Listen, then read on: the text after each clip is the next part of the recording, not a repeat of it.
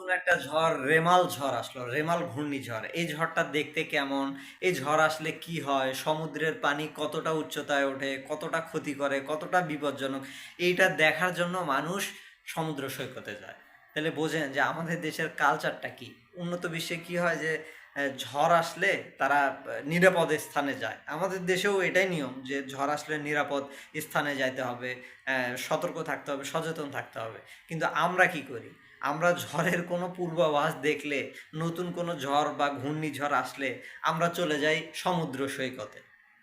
অথচ যেখানে আপনার বিপদ সংকেত দেয়া আছে, যেখানে যাওয়া নিষেধ, যেখানে যাওয়াই উচিত না, আমরা কি করি সেখানে যাই দেখতে যে আসলে ঘূর্ণিঝড়টা দেখতে কেমন লাগে, এটা কতটা ক্ষতিকর হতে পারে, এটা মানে কতক্ষণ থাকতে পারে। এই জিনিসগুলো দেখার জন্য অনেক পর্যটক নাকি এই যে সমুদ্র সৈকতে যায়। প্রত্যেকবার এই ঘটনাটা ঘটে ভাই।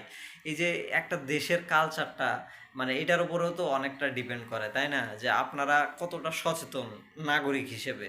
তো আমাদের তো নাগরিক হিসেবে সচেতন হওয়া দরকার। তো আমরা যদি এই অ্যাক্টিভিটিগুলো করি, ঝড় আসলে ঝড় দেখতে যাই এবং বিভিন্ন স্টেটমেন্ট দিয়ে আমরা ভাইরাল হই যে ঝড় দেখতে আসছি, ঝড় কেমন লাগে, তাহলে বোঝেন যে আপনারা নাগরিক হিসেবে কতটা সচেতন। এখানে তো ভাই মানে এখানে সরকার তো সচেতন করতেছে, কিন্তু আপনার তো সচেতনতার দরকার।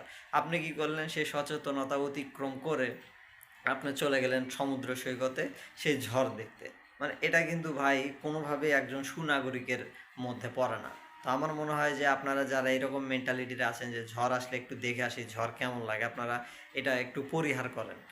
এটা এটা এটা করলে আমার মনে হয় যে সেটা সবার জন্যই, আপনার জন্য মঙ্গলকর না, এবং সেটা কারো জন্যই মঙ্গলকর হয় না। ঝড় আসলে অবশ্যই সতর্ক থাকবেন, সচেতন থাকবেন এবং সুস্থ থাকবেন। আর আপনাদের যদি এ নিয়ে কিছু বলার থাকে, মন্তব্য করা থাকে, অবশ্যই কমেন্টে লিখে পাঠাবেন।